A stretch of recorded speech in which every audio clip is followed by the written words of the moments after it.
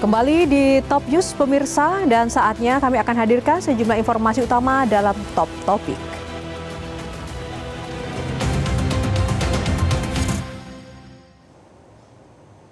Pemirsa, top topik pertama kita akan memantau lalu lintas di Gadok Puncak Bogor dan juga tol Jakarta Cikampek. Ada jurnalis Metro TV Safira Prameswari di Gadok Puncak Bogor dan juga Reda Pulpi dari Comment Center KM 29 tol Jakarta Cikampek. Kita ke Gadok terlebih dahulu bersama Safira Prameswari. Safira, bagaimana kondisi terkini arus lalu lintas di Gadok Kabupaten Bogor, Jawa Barat saat ini?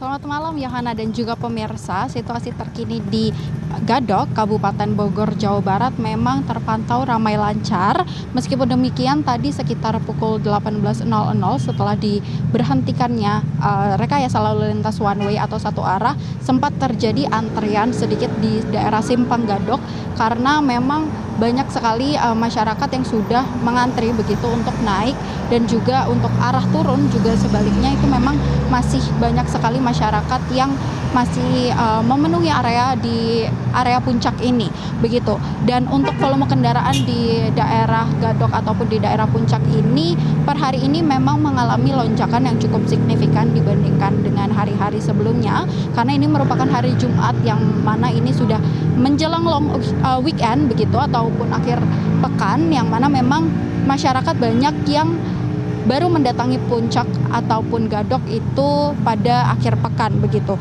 Dan berdasarkan keterangan dari KBO Satlantas Polres Bogor yaitu Ibtu Ardian, memang diprediksikan juga untuk puncak wisatawan yang berkunjung ke area puncak ini pada tanggal 26 hingga 28 Desember, yang mana ini memang merupakan weekend ataupun akhir pekan, sehingga memang ini merupakan waktu yang tepat untuk masyarakat berkunjung ke area puncak.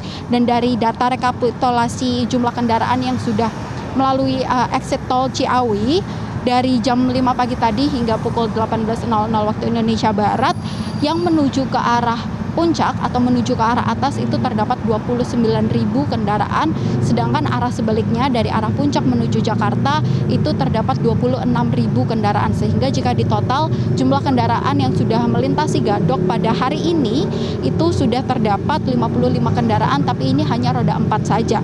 Lalu untuk titik kepadatan di wilayah Gadok ini masih ada di 3 titik utama, yaitu pertama di Simpang Pasir Muncang, lalu juga ada di Megamendung hingga Pasar Cisarua, karena memang kondisi geometrik di daerah sana itu jalannya cukup sempit dan memang ada sedikit beberapa bottleneck atau penyempitan ruas jalan, sehingga kondisi kendaraan ini memang harus melambat begitu ya, kecepatannya harus melambat, dan juga ini menyebabkan antrian ataupun kepadatan di sekitar wilayah itu.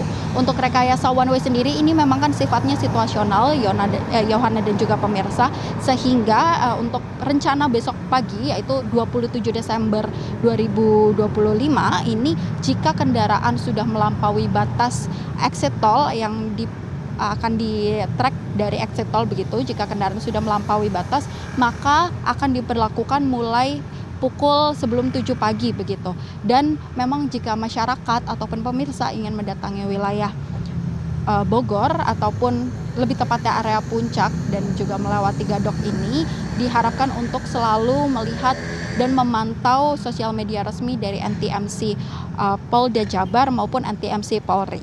Begitu Yohana. Baik, terima kasih Safira. Dari Safira kita beralih ke Reda Pulpi pemirsa di Comment Center KM 29 tol Jakarta Cikampek. Pulpi, bagaimana kondisi arus lalu lintas di sana dan juga bagaimana realisasi pelarangan kendaraan sumbu 3? Iya, Yohana dan pemirsa, kalau kondisi di KM 29 tol Jakarta Cikampek sejak sore tadi memang tampaknya sudah mulai padat, namun masih ramai lancar. Tidak terjadi kepadatan ataupun kemacetan, meskipun di beberapa titik pada hari ini memang terjadi sejumlah lonjakan arus. Misalnya di jalur tol tadi juga sempat diberlakukan kontraflow satu lajur dikarenakan ada sejumlah perlambatan, dikarenakan ada kecelakaan dan juga ada kendaraan yang mogok, namun bisa teratasi dengan baik. Tidak hanya itu, namun di tempat wisata seperti misalnya Gadok Jawa Barat, kemudian di Karanganyar Jawa Tengah dan juga Malioboro Yogyakarta, ini juga sempat dilakukan sejumlah skema ataupun skenario yang sudah dipersiapkan karena terjadi lonjakan arus begitu. Nah, hingga hari ini total sudah ada sekitar 48% kendaraan yang keluar dari arah Jakarta baik menuju ke arah Sumatera maupun Jawa Tengah dan juga Jawa Timur dari total prediksi sekitar 2,9 juta kendaraan. Kemudian masih ada sisa beberapa persen, nah itu yang nantinya akan diperhatikan atau mungkin yang akan dievaluasi oleh pihak kepolisian dan juga stakeholder terkait melihat apabila ada lonjakan arus yang akan terjadi pada malam hari ini ataupun besok. Nanti juga sejumlah skema yang sudah dipersiapkan tidak menutup kemungkinan akan mulai diberlakukan karena masih akan melihat, karena ini hari ini pun juga sudah mulai masuk libur panjang di akhir tahun. Dan untuk mengetahui lebih lanjut, mari kita dengarkan bersama pemirsa. Berikut adalah pernyataan dari Kakor Lantas Polri, Irjen Pol Agus Suryo Nugroho. Saya sedang evaluasi kepada teman-teman, terutama yang ada di posko di kilometer 29. Hasil evaluasi sore ini, alhamdulillah laka lantas korban meninggal dunia turun. Dari turun 23,23%, yang fatalitas korbannya.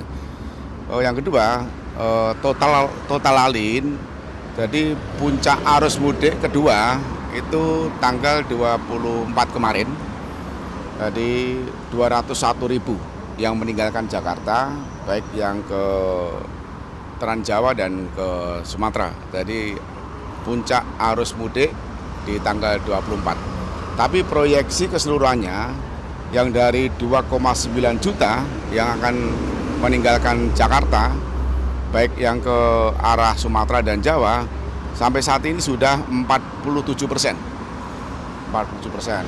Sementara Yohana, kalau kita bicara soal hasil dari surat keputusan bersama atau SKB yang melarang kendaraan sumbu 3 melalui jalan tol, ini Kakor Lantas Polri tadi juga sempat menekankan akan mulai menindak pada hari ini bagi kendaraan yang masih nekat melewati jalur tol, karena di SKB tersebut memutuskan kendaraan sumbu 3 dilarang melalui jalan tol meskipun masih diperbolehkan untuk melewati jalur arteri pada jam-jam tertentu mulai dari pukul 5 sore atau 17 waktu Indonesia bagian Barat hingga dini hari.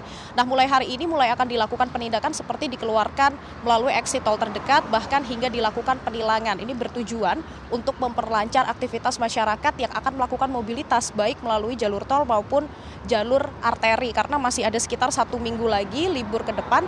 Kemudian kalau bicara soal mobilitas masyarakat yang akan kembali ke Jakarta setelah libur Natal dan Tahun Baru, ini sedikit terjadi pergeseran, Yohana, yang awalnya diprediksi di sekitar tanggal 2 Januari, namun karena ada keputusan atau kebijakan WFA atau Work From Anywhere, ini diperkirakan akan bergeser di tanggal 4 Januari 2026. Nah, nantinya dari pihak Korlantas Polri dan juga sejumlah stakeholder terkait akan melakukan penebalan personil di titik-titik tertentu yang rawan macet. Namun lagi-lagi masih akan melihat seperti apa evaluasi mungkin nanti di sekitar tanggal 1 sampai 2 Januari, apakah diperlukan dan titik-titik mana saja yang diperlukan penebalan.